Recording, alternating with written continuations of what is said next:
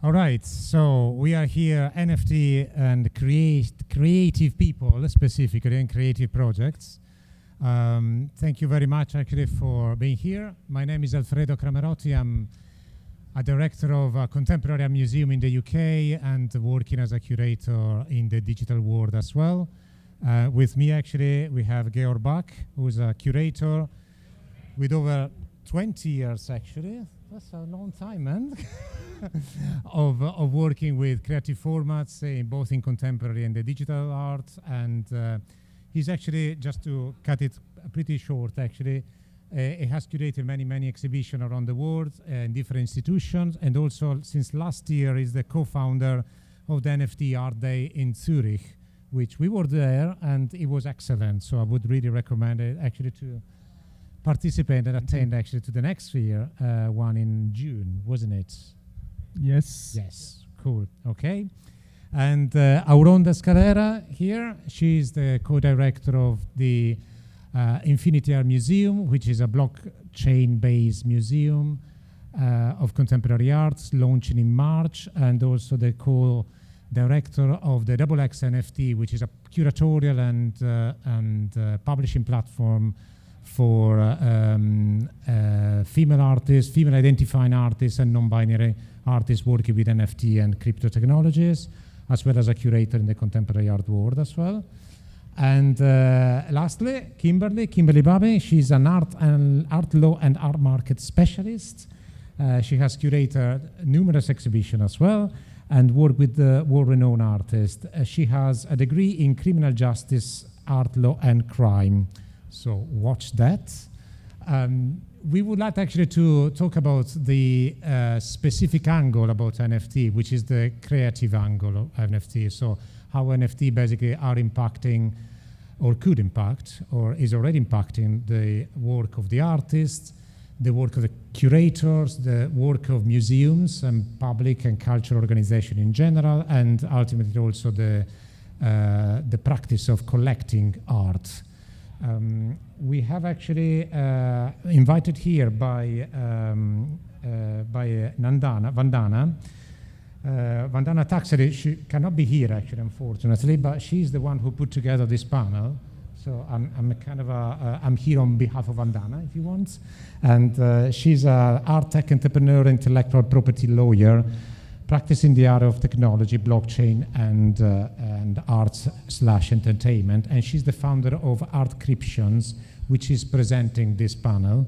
Artcryption is a platform to protect, manage, and license art, digital assets, and IP with NFT and blockchain technology.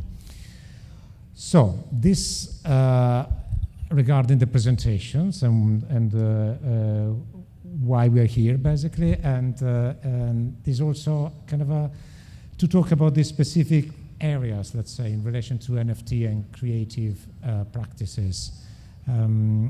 So we know, since we are in kind of a NFT and metaverse convention, what is an NFT? I assume so. But maybe it would be interesting also to talk about, as a general introduction, how the definition of NFT has evolved and changed over, let's say, the last couple of years, 2-3 years. Has it? Who wants to answer this one? Go ahead, Kimberly.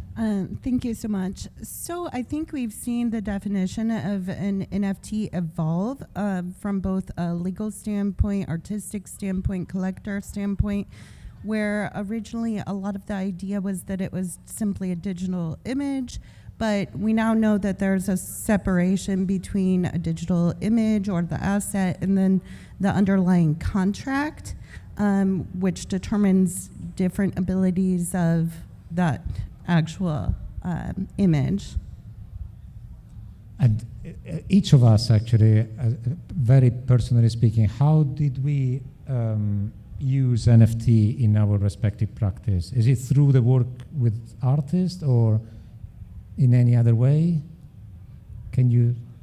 So I think when working with artists, when we originally saw like Beeple's sale explode onto the scene, we were looking at just the art aspect alone. This was an image of several different graphic designs compiled, and so we were looking at that image. But now we have so much more technology going into this. There's different things where not just new artists, but artists from history, their art can be preserved through things such as 3D imaging, so that we're not just getting a flat image, we're getting evolving images, we're getting 3D objects. So it's much more dynamic now, and I think it has a lot more different uses for the artists to do as well.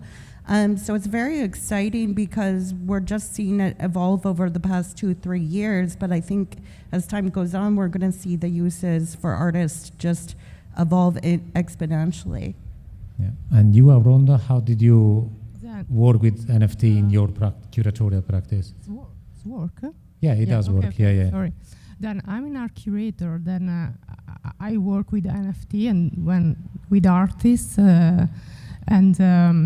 But it's not only that, because sometimes I try to engage the community with an NFT. Then it's not only work with artists, but work even with the community.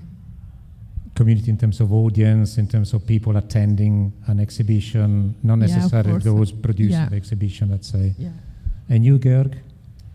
Yeah, well, I walked through several stages in NFTs. I mean, the first time I came across NFTs was actually 2017 when the CryptoPunks and CryptoKitties came up. That was a big topic, but at the beginning there was not a big market for it. I mean, it was actually a big sensation when the first CryptoKitty was sold for 100,000 at Ethereal Summit. I think that was in 2018, and that's when people were starting to become aware of there's something going on.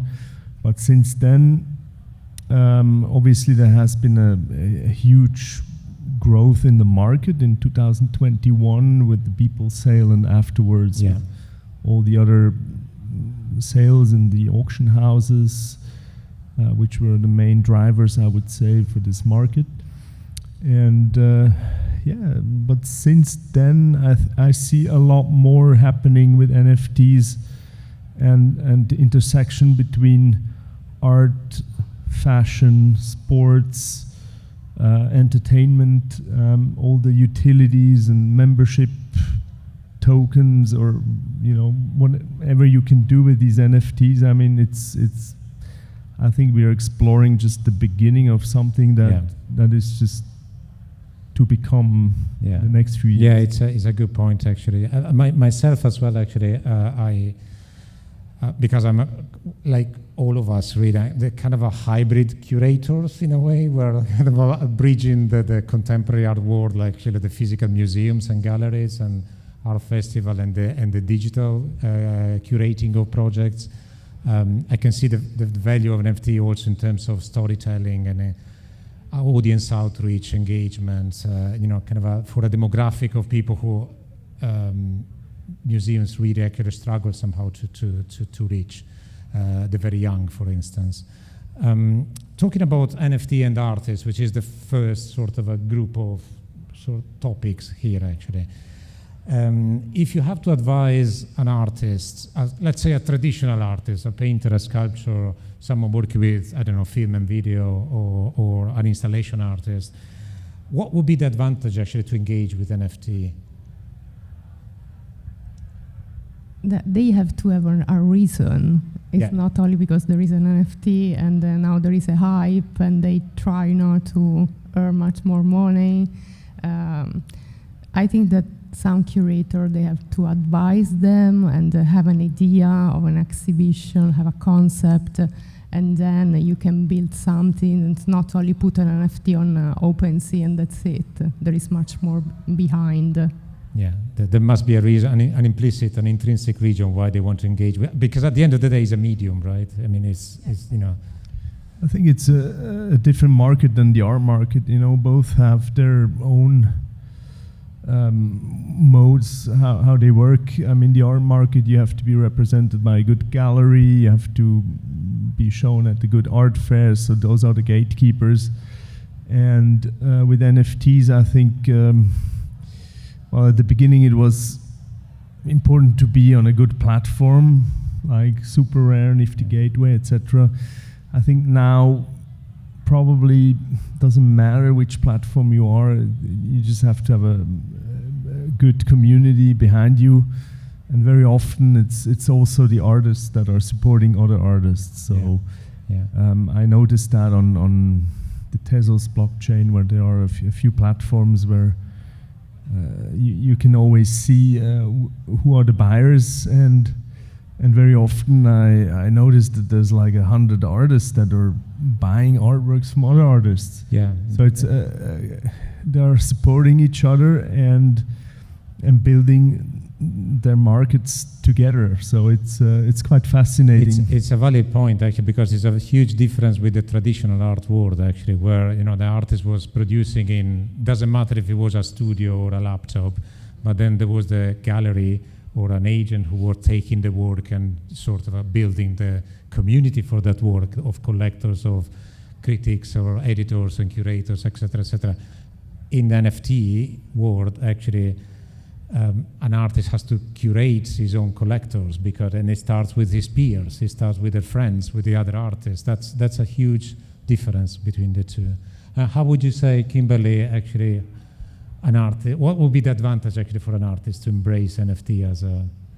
So I think everybody here is touching on a really great point with the elimination of some of the gatekeepers in the traditional art market. So that's one thing we're seeing, but also something that a lot of artists can benefit from in this is the provenance, and the provenance of their own artwork is going to be on an immutable chain on a public ledger.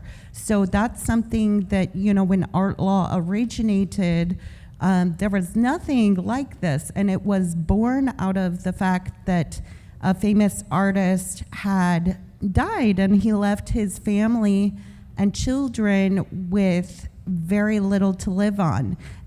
But then his paintings gained popularity afterwards, and that's where kind of art law started to come about, because then you see artist resale rights. So with this, in the US, a lot of artists don't have some things that Europe and other countries do for artist resale rights.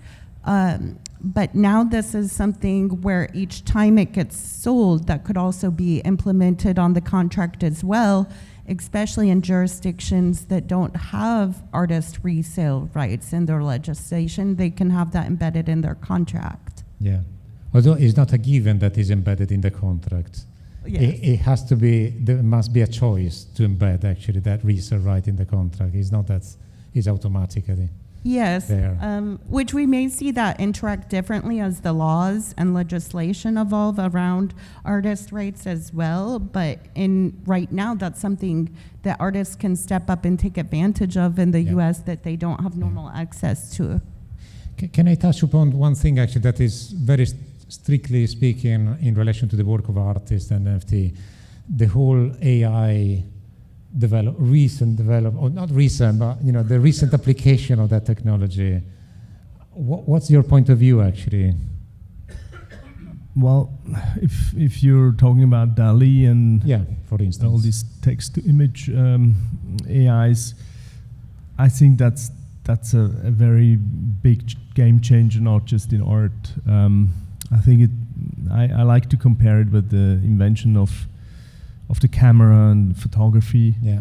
When this came up, everybody could just take a camera and take some pictures. And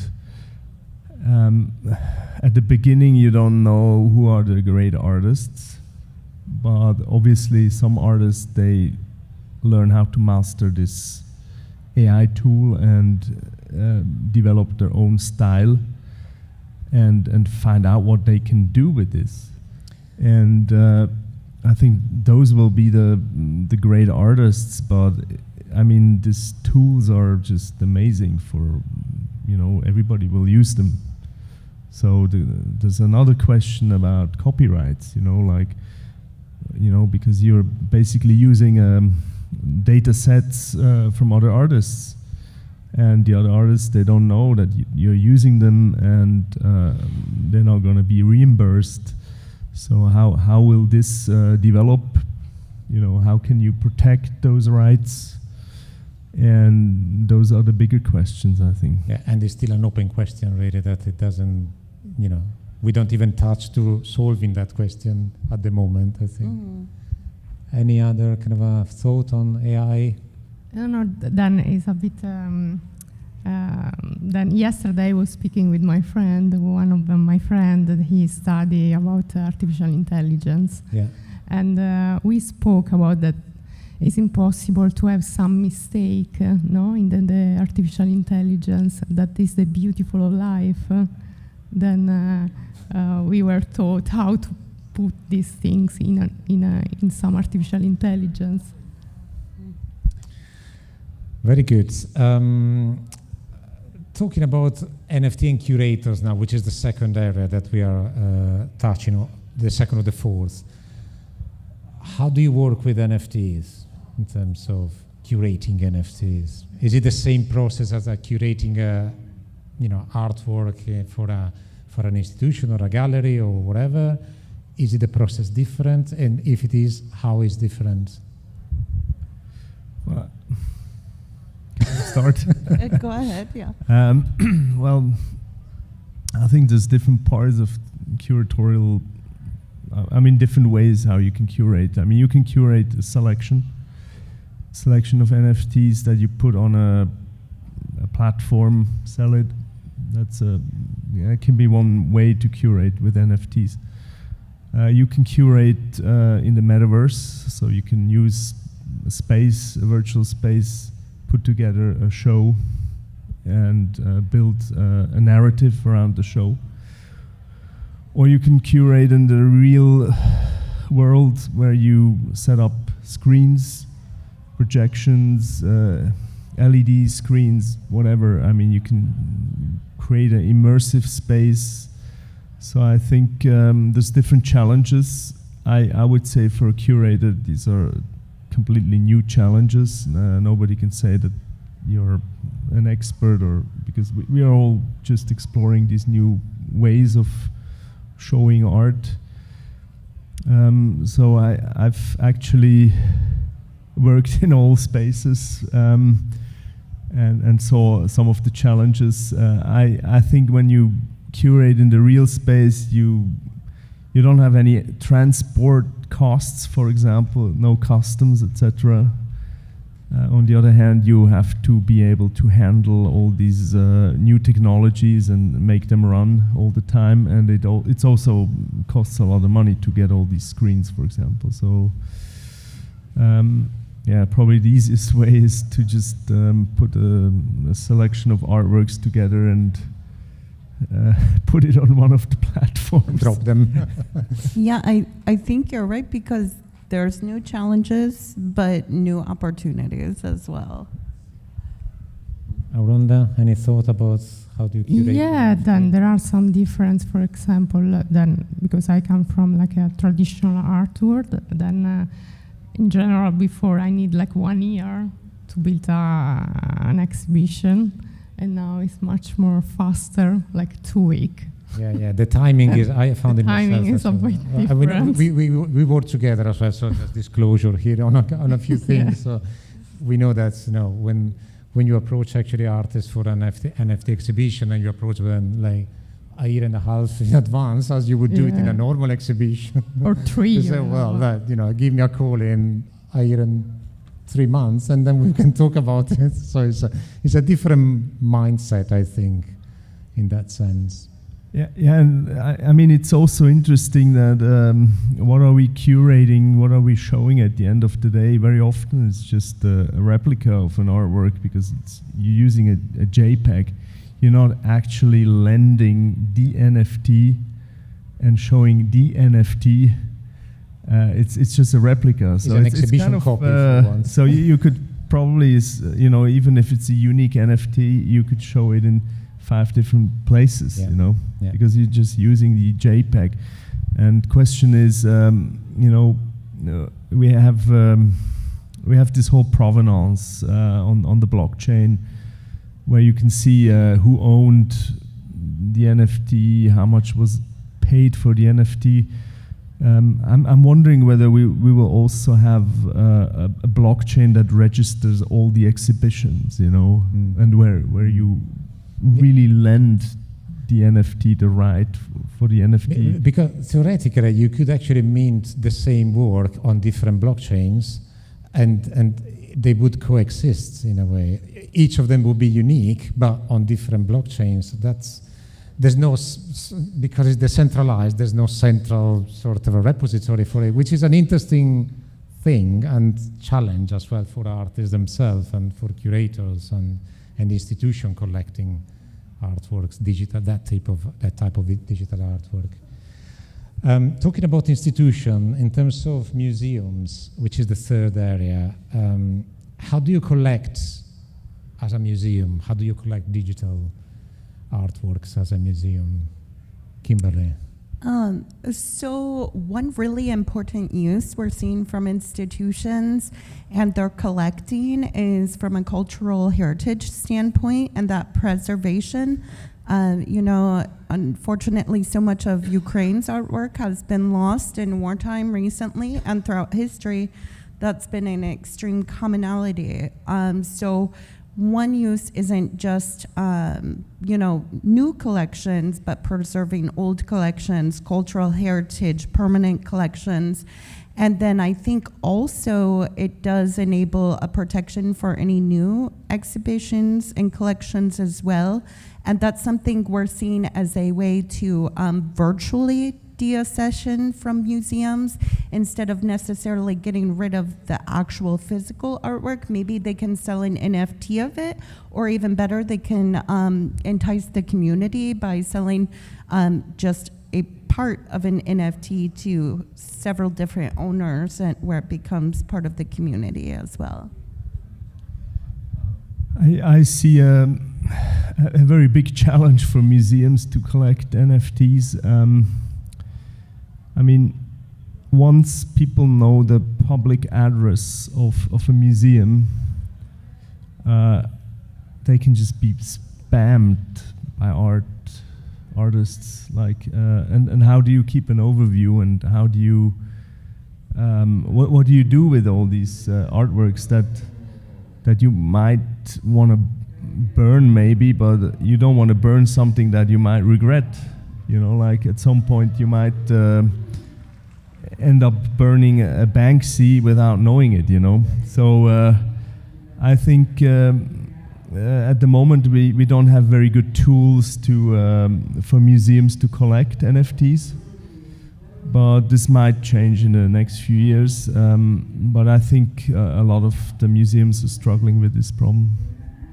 Yes, and beside the fundraising and the cultural heritage sort of protection and enhancement, there is also this idea of the demographics and the engagement and the outreach to community as a storytelling tool, really, which is also interesting from a cultural, institutional point of view, which not many institutions at the moment are kind of pursuing, at least my opinion.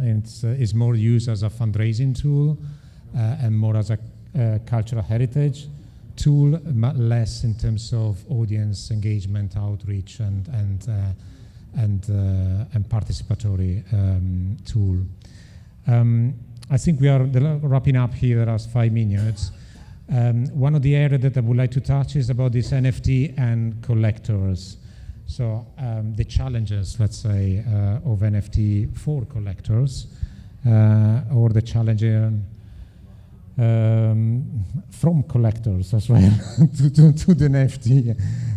Who would like actually to pick this element up? Then collector from NFT and contemporary art are completely different.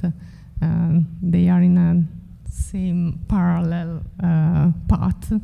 But they don't cross over most of the time? Don't cross over.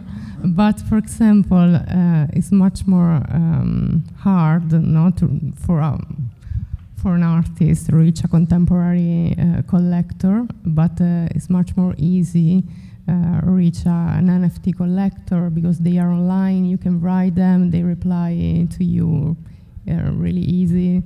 and it's much more inclusive. And Georg, which collectors in the traditional art world are actively collecting NFT? You know some of them because you work with them. So. Yeah. Well, I mean, there are some traditional art collectors. I mean, there's certainly a lot of curiosity.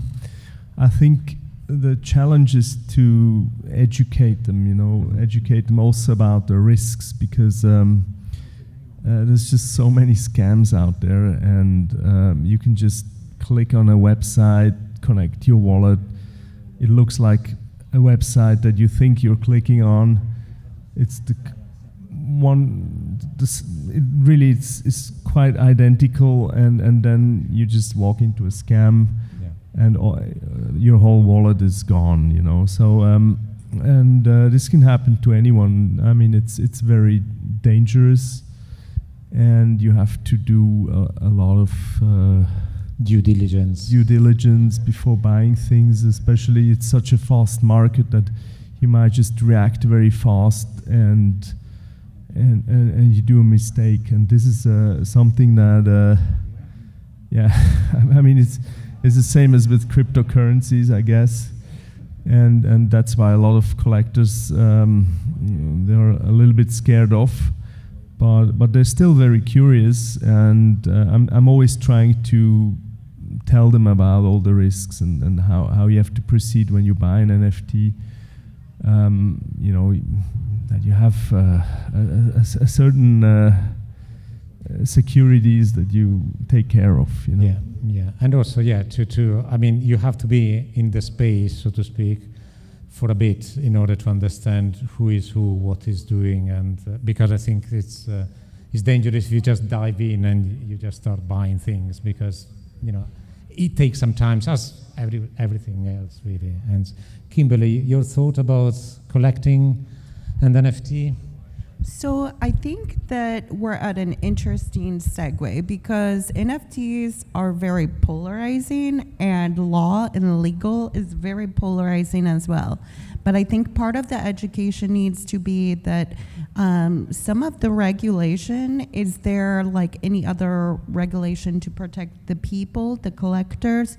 So you see like the European Union has recently put out MiCA to help with that, and we also saw the White House release some framework of regulation as well. That shouldn't scare people that are into decentralization, into DeFi. It's actually a benefit because like with what we saw with FTX and crypto and the concerns there, that shouldn't scare us either. You have to separate the company and their processes from the technology of blockchain, crypto, NFTs.